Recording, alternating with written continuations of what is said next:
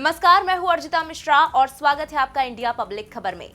Budget सत्र के पहले चरण के आखिरी दिन के खत्म होने के साथ ही सबसे ज्यादा चर्चित और विवादों में घिरे वक्फ संशोधन अधिनियम पर जोरदार हंगामे और बहस ने तेजी पकड़ ली है।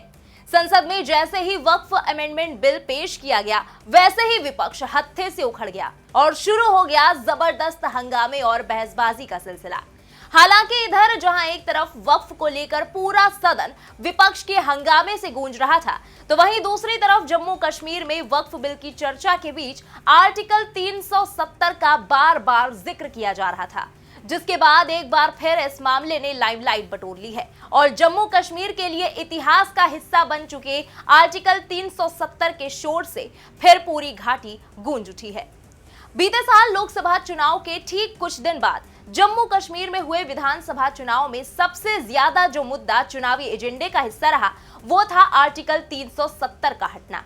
एक तरफ जहां बीजेपी इसे अचीवमेंट की तरह शोकेस कर रही थी, तो वहीं नेशनल कॉन्फ्रेंस और कांग्रेस से लेकर पीडीपी जैसी बाकी पार्टियां जमकर इसकी मुखालफत में आवाज उठाती दिखी। और इसी कड़ी में पीडीपी की मुखिया और जम्मू कश्मीर की बतौर सीएम कमान संभाल चुकी महबूबा मुफ्ती भी अनुच्छेद 370 को हटाने और स्टेटहुड खत्म करने के लिए बीजेपी को काउंटर करके बीजेपी के साथ अपनी करीबियों की खबरों को गलत साबित करने की पूरी कोशिशें करती नजर आई थी।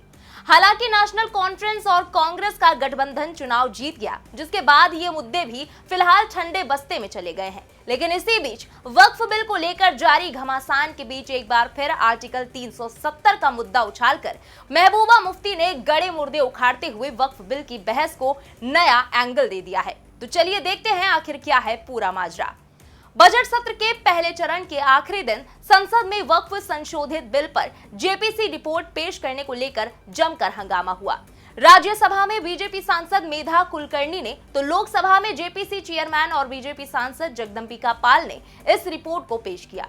इसे लेकर दोनों सदनों में विपक्ष ने कड़ी आपत्ति जताई, आरोप लगाया कि जेपीसी रिपोर्ट में उनकी असहमतियों को डिलीट कर दिया गया है।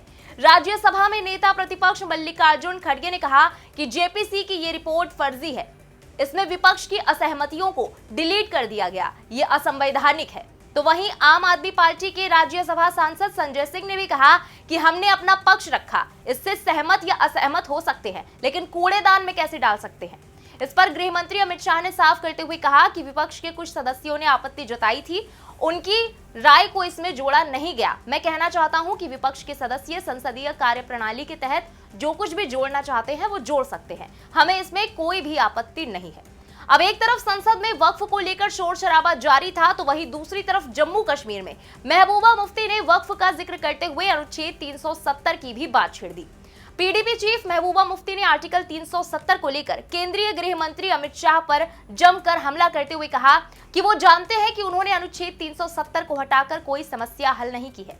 अमित शाह को हर बार कश्मीर में कुछ होने पर बैठक बुलानी पड़ती है, क्योंकि वो जानते हैं कि उन्होंने कश्मीर के साथ क्या किया है। अमित शाह के दिल में चोर है, उन्होंने जम्मू कश्मीर के साथ जो कुछ किया, लोग उससे खुश नहीं हैं। एक लावा भड़क रहा है जो कभी भी फट सकता है, वो केवल वोट चाहते हैं। उनका दिल अनुच्छेद 370 से भर गया है। मंदिर मस्जिद के बाद अब उनकी नजर वक्फ पर है। अब वो वक्फ विधेयक संशोधन लेकर आए हैं। यही नहीं, जम्मू कश्मीर की पूर्व मुख्यमंत्री महबूबा मुफ्ती ने आगे ये भी कहा कि आर्टिकल 370 हमारा सुरक्षा कवच था, लेकिन केंद्र की नरेंद्र मोदी सरकार ने 2019 में हमसे हमारा कवच छीन लिया। 370 हमारी जमीन और नौकरी बचाता था। उन्होंने कहा कि अगर सब ठीक हो गया तो पाकिस्तान के साथ रास्ते खोलो। उधर वक्फ बिल पर जेपीसी की रिपोर्ट पेश होने के बाद विपक्ष ने जमकर जुबानी हमले शुरू कर दिए। इसी कड़ी में एआईएमआईएम चीफ और हैदराबाद से सांसद असदुद्दीन ओवैसी ने इल्जाम लगाते हुए कहा कि ये विधेयक न केवल असंवैधानिक और संविधान के अनुच्छेद 14, 15 और 29 का उल्लंघन करता है, बल्कि ये वक्फ को बचाने के लिए नहीं, बल्कि इसे बर्बाद करने और मुसलमानों से इसे छीनने के लिए है। हम इस विधेयक की निंदा करते हैं। अध्यक्ष ने आश्वासन दिया है कि सांसदों की असहमति रिपोर्टों को 70% के संपादित संस्करण शामिल किए जाएंगे। तो वहीं कांग्रेस सांसद प्रमोद तिवारी ने भी बड़ा जुबानी हमला करते हुए कहा कि जिस तरह से जेपीसी रिपोर्ट पेश की गई है उससे हम संतुष्ट नहीं हैं। नियमों के अनुसार सभी सुझावों को अक्षरशः प्रस्तुत किया जाना चाहिए। मंत्री कह रहे हैं कि सब कुछ संलग्न है, अगर आवश्यक हुआ तो हम इस संबंध में विशेषाधिकार हनन प्रस्ताव पेश करेंगे। हम देश को बचाना चाहते हैं। आगे उन्होंने कहा कि आज ये आया है वक्फ बोर्ड के लिए, कल आएगा गुरुद्वारों पर, परसों आएगा मंदिरों पर, चर्चों पर, सारे रूपों में। फिर देश की सारी संपत्ति गिरवी रख दी जाएगी अपने मित्रों अडानी अंबानी सहित तमाम मित्रों को। इसके अलावा सपा सांसद जियाउर रहमान बर्क ने भी कहा कि हमने अपने प्रमुख अखिलेश यादव के नेतृत्व में इस विधेयक का विरोध किया क्योंकि ये विधेयक देश के हित में नहीं है। बीजेपी इसे थोपना चाहती है और मुख्य मुद्दों से ध्यान हटाने के लिए राजनीति कर रही है। जब वो इस पर चर्चा करेंगे तो हम फिर इसका विरोध करेंगे और यदि वो इसे किसी भी तरह से लागू करने का प्रयास करते हैं तो हम न्याय पाने के लिए सर्वोच्च न्यायालय का दरवाजा खटखटाएंगे। यही नहीं, सियासत से इतर इस रिपोर्ट पर अब all India Muslim personal law board ने भी आपत्ति जताई है। मुस्लिम पर्सनल लॉ बोर्ड ने प्रेस कॉन्फ्रेंस कर कहा कि भारत में अपनी जायदाद पर जितना हक सिखों और हिंदुओं का है उतना ही मुस्लिमों का भी है। All India Muslim personal law board के अध्यक्ष खालिद सैफुल्लाह रहमानी ने कहा कि वक्फ पर मौजूदा कानून भारतीय संविधान के तहत ही आता है। ये धर्मों की स्वतंत्रता के कानून के तहत ही आता है। इसी के तहत सिख अपनी जायदाद चलाते हैं, इसी तरह हिंदू भी स्वतंत्र है। हमें इस पर कोई ऐतराज नहीं है, लेकिन जितना हक हिंदुओं और सिखों का है उतना ही हक मुसलमानों का है। लेकिन नए कानून के मुताबिक 2 गैर मुसलमानों को वक्फ बोर्ड में रखा जाएगा और इसमें सरकार की ओर से जो अधिकारी होगा वो मुस्लिम हो, ये भी जरूरी नहीं है। उन्होंने आगे कहा कि जब कोई मुसलमान अपनी संपत्ति वक्फ के रूप में समर्पित करता है तो इस्लामी आस्था में यह माना जाता है कि वो संपत्ति अल्लाह की संपत्ति बन जाती है। किसी को भी, ना तो सरकार, ना ही जनता, ना ही मुसलमान और ना ही गैर मुस्लिम, इसमें कोई बदलाव करने का अधिकार है। ये कहना फिजूल है कि पूरा देश एक दिन वक्फ का हो जाएगा। ये सब सरकार की ओर से फैलाई जा रही है। हमारी वक्फ की लड़ाई में हिंदू मुसलमानों की बात नहीं है, ये सिर्फ हमारे हक की लड़ाई है, ये हुकूमत से लड़ाई है। यह आपको बता दें कि पीएम मोदी की सरकार ने 7 महीने बाद वक्फ बिल को फिर से आज संसद में पेश किया।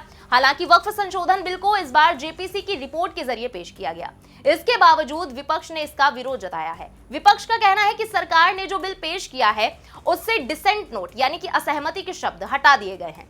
गौर करने वाली बात यह है कि अगस्त 2024 में वक्फ बिल को जेपीसी के पास भेजा गया था।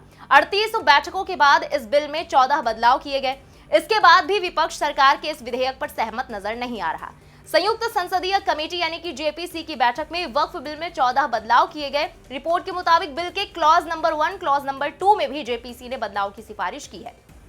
बदलाव के तहत अब जमीन पर दावे के लिए वक्फ को कोर्ट जाने का भी अधिकार मिल गया है। हालांकि सवाल यह है कि वक्फ बिल पर इतना बवाल क्यों मचा है। बिल का विरोध 2 वजहों से हो रहा है। पहली वजह, जेपीसी ने पुराने नियमों में कुछ फेरबदल किए हैं, जैसे कि राज्यों में पहले वक्फ बोर्ड में सिर्फ 2 बाहरी लोगों को रहने देने की ही बात कही गई थी, लेकिन अब जेपीसी ने जो सिफारिश की है उसमें 2 बाहरी सदस्यों के साथ साथ राज्य सरकार के 2 अधिकारियों को भी शामिल करने की बात कही गई है। जेपीसी ने इसी तरह की कई और सिफारिशें भी की हैं जिसका विपक्ष विरोध कर रहा है। विरोध की दूसरी वजह विपक्ष की सिफारिशों को न मानना है। वक्फ के विरोध में विपक्षी सांसदों ने 43 सिफारिशें की थी, लेकिन आरोप लगाया जा रहा है कि उनमें से एक भी नहीं मानी गई। विपक्ष का खासकर विरोध बोर्ड में गैर मुस्लिम 2 सदस्यों की एंट्री और कलेक्टर को अधिकार देना है। बहरहाल लोकसभा में वक्फ बोर्ड वाली जेपीसी रिपोर्ट पर जमकर हंगामा हुआ। विपक्ष ने सदन से वॉकआउट भी कर दिया। इसके बाद लोकसभा की कार्यवाही 10 मार्च तक स्थगित हो गई। अब बजट सत्र का दूसरा सत्र 10 मार्च से शुरू होगा, लेकिन वही वक्फ के बीच महबूबा मुफ्ती का फिर से 370 का राग अलापना भी काफी चर्चा में छाया हुआ है। खैर, अब देखना होगा कि अगली बार संसद में वक्फ बिल को लेकर क्या कुछ हंगामा देखने को मिलता है। फिलहाल इस पूरी खबर पर आपका क्या कहना है, कमेंट में लिखकर जरूर बताएं। देश और दुनिया की बाकी खबरों के लिए बने रहें इंडिया पब्लिक खबर के साथ। हमारे यूट्यूब चैनल को सब्सक्राइब करें, बेल आइकन दबाना बिल्कुल ना भूलें।